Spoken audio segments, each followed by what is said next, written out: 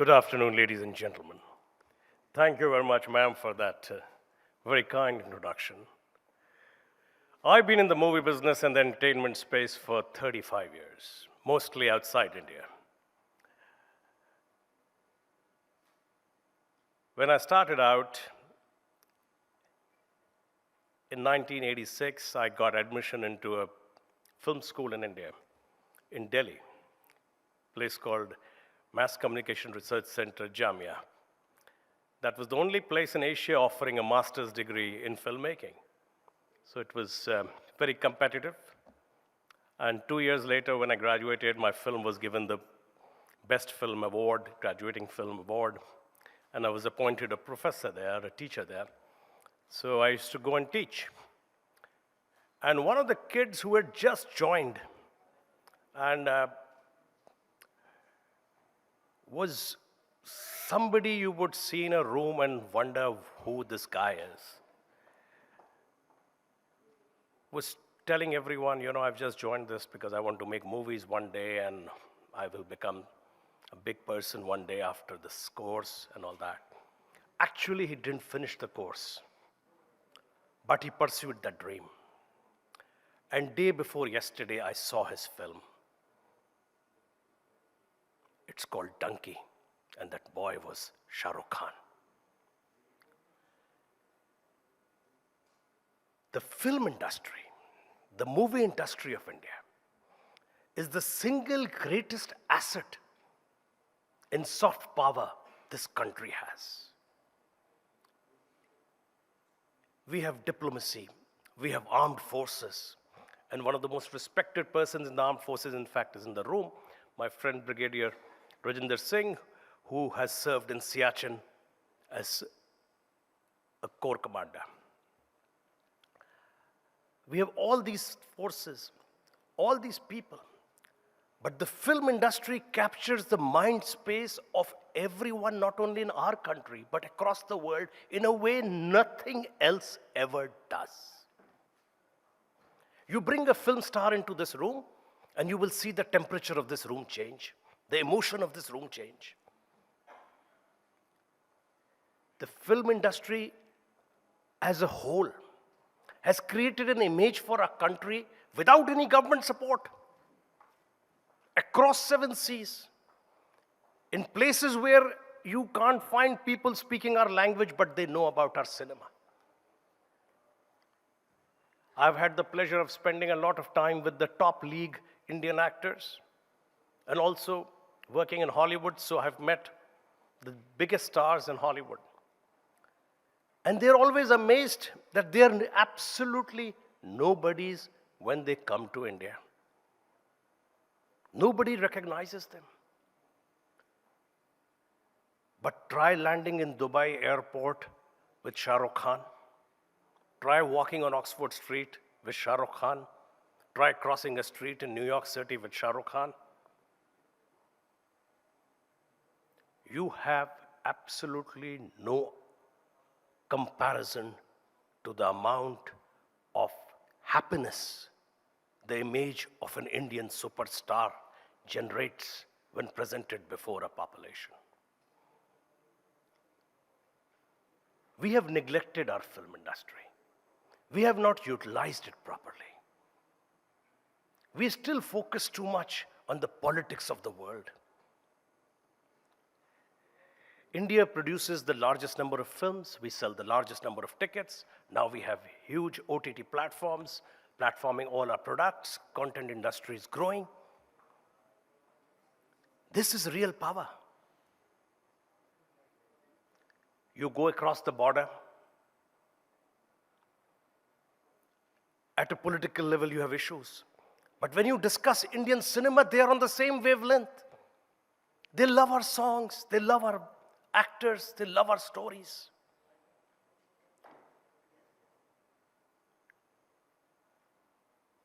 Today, we have created an industry that can open doors almost anywhere in the world.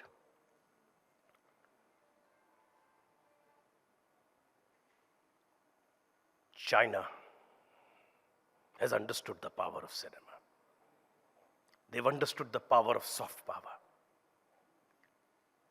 They're working very cautiously and very intelligently to promote their country's culture, the Chinese culture, globally.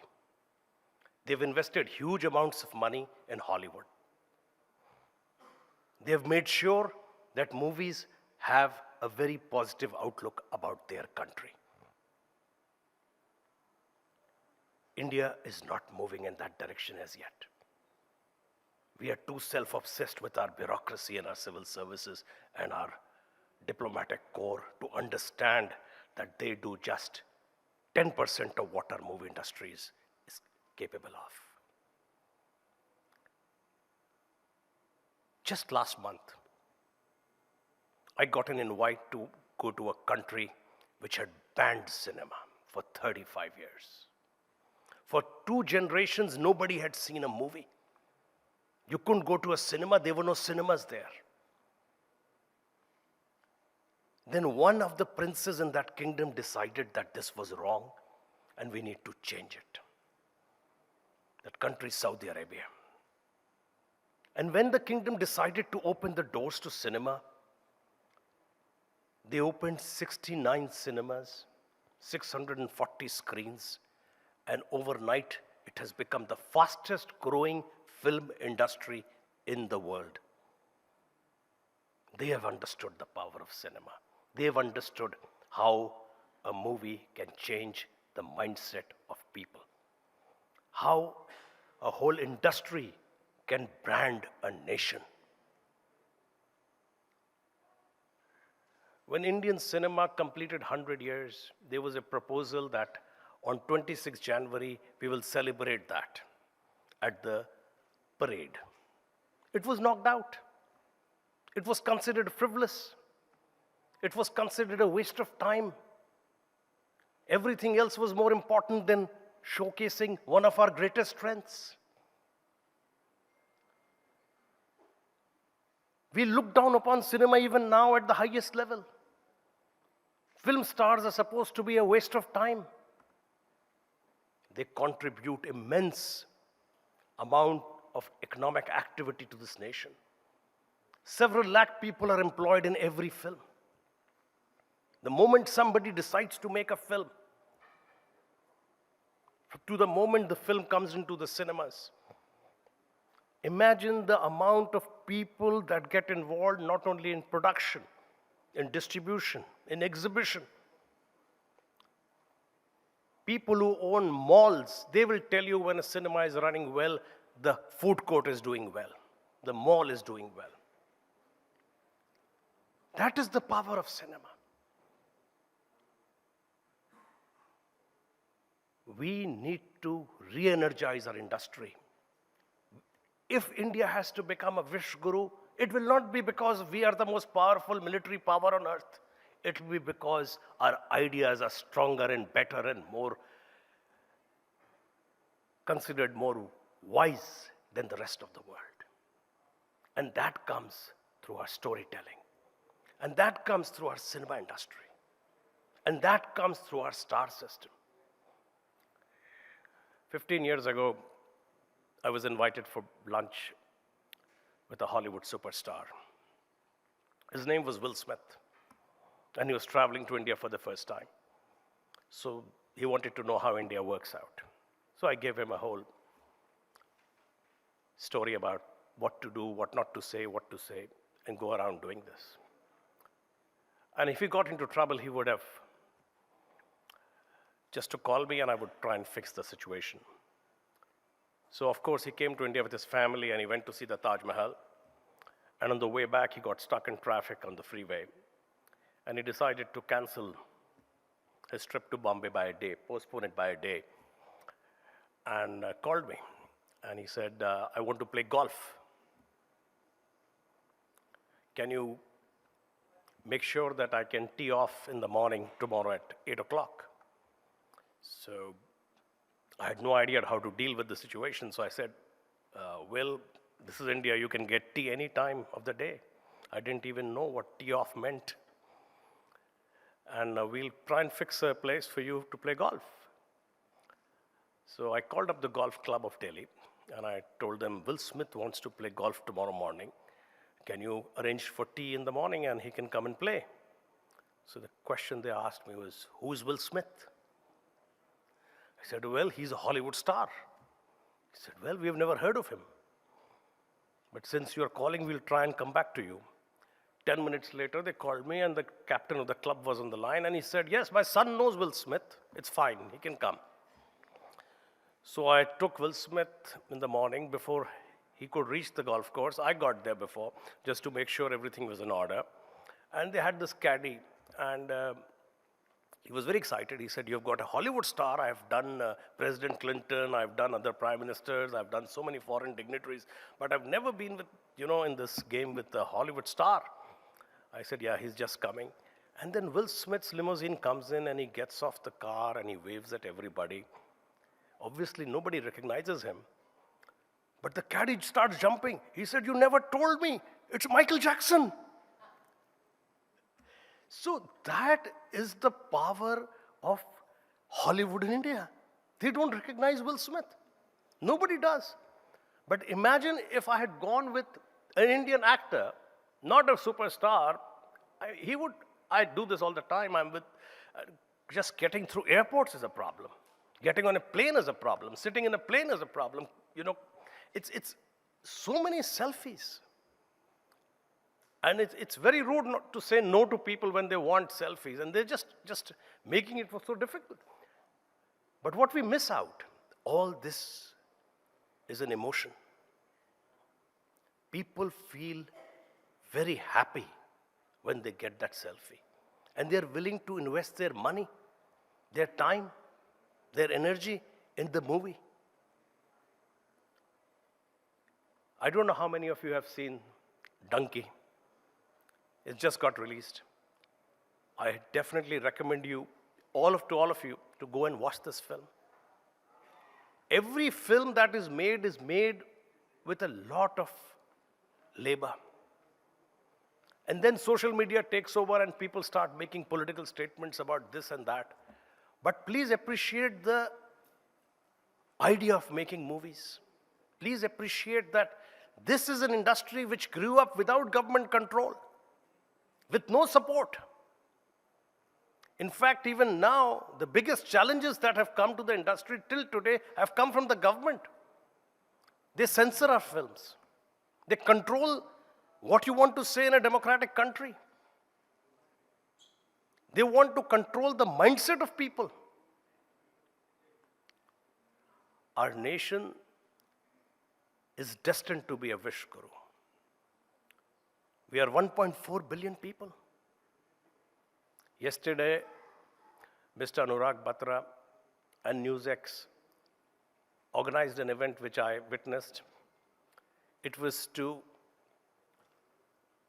highlight the next generation and the coming generations of this country and their achievements. Youngsters, less than 10-year-old, less than 5-year-old, in their teens, young kids. And if you had been there in that room, you would have realized the potential of this country is unlimited in music, in arts, in technology, in thought. And all of that is represented in the cinema industry. Our music has traveled globally, and we haven't even appreciated that.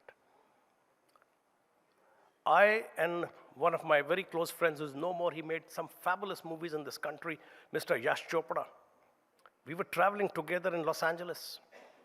I was in a car with him, in a cab. And this is pre-selfie era.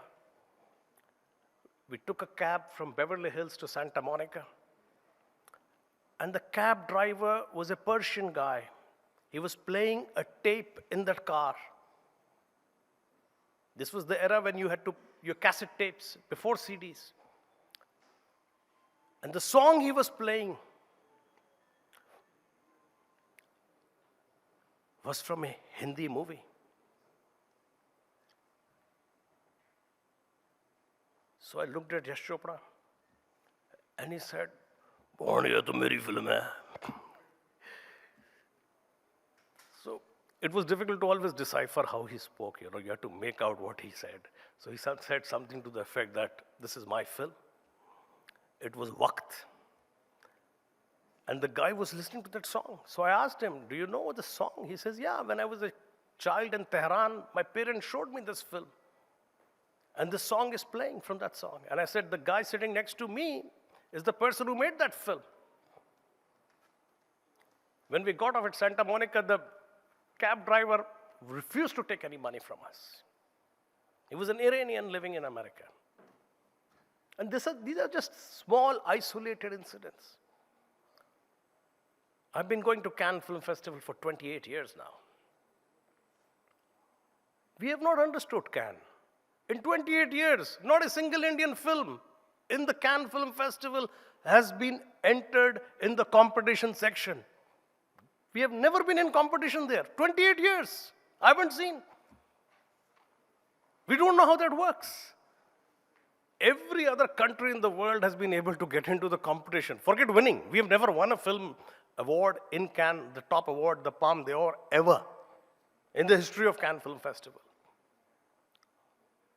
When you come to India, you see papers, all the page 3s about all these actors going to Cannes, walking the red carpet. For whom? For dancing in other people's weddings. Where is our film? Where is our industry? The greatest industry in the world, the largest, the biggest. Not represented. Not in competition. There was a time when Satyajit Ray was honored in Cannes, when Mrinal Sen was jury member. His films were awarded. Today, it's all about red carpet. It's all about walking, and that's irrelevant. You have to go where the real honor is. That's where our film industry will become bigger. So having seen this for such a long time, I thought I'll start my own film festival. And I'd also been associated with what they do in Goa, and they call it a film festival for some reason. And now I've started a film festival called Nirvana in the fanciest place in the world. It's a small town in south of France called Saint-Tropez. It's the loveliest place on planet Earth. Princess Diana and Dodi Fayed used to holiday there. That town and I have collaborated to start Nirvana, a small Indian cultural and cinema festival. And we are bringing the best of Indian cinema to Europe.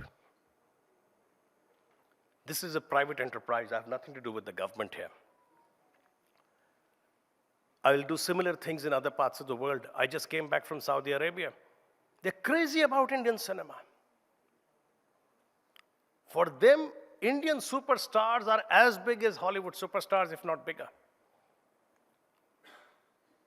And I saw it with my own eyes when Ranveer Singh went on stage and Johnny Depp was in the room, along with Will Smith and Sharon Stone and whoever else. The roar of the audience was for Ranveer Singh. They're offering rebates to Indian filmmakers to shoot in Saudi Arabia. They want to attract our industry to come there. They want to learn from us.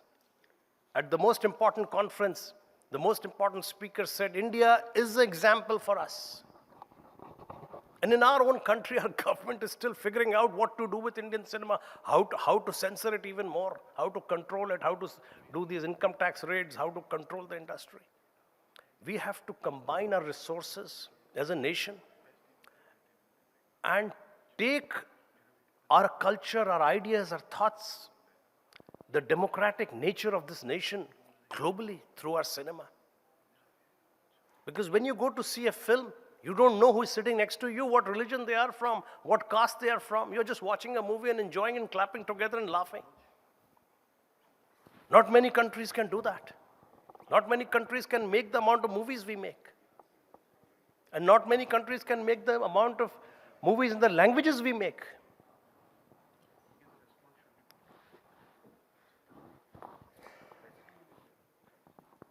The next generation, the coming generation is all content driven.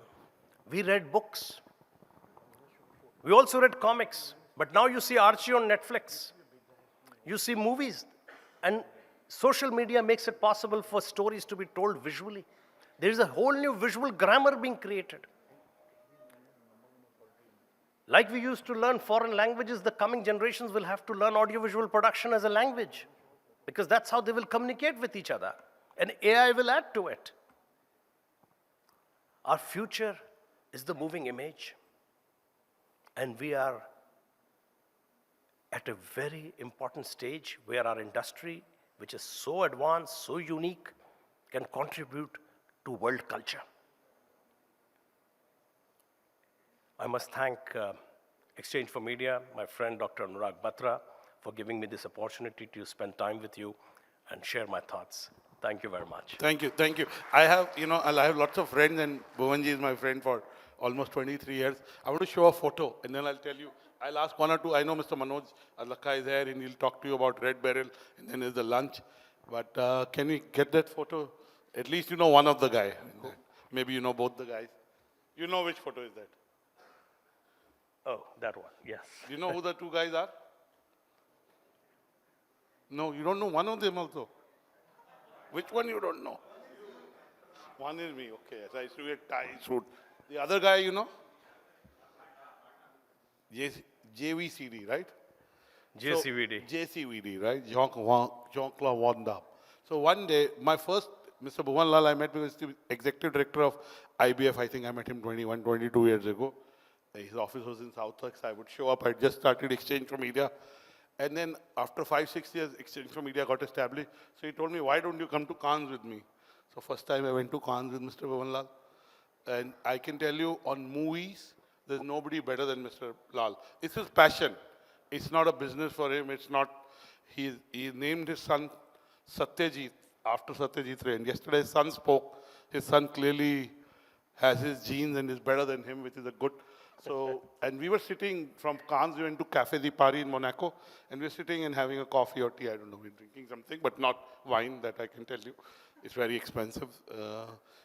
Plus I don't drink in the day, I'm not French. And then I see this guy, and I say, I know him, and I'm a quizzer. And then Bhuvan sees him, and he says, oh, that's... And again, he walked up to him, and in his rich baritone said, hi, I'm Bhuvan Lall. Oh, you know, Ashok and Vijay, they're my friends. Then we had a chat with him, and this must be a photo of 18 years back or 17 years back? Yeah. Long time. Jean-Claude Van Damme, a very interesting story, was a limo driver.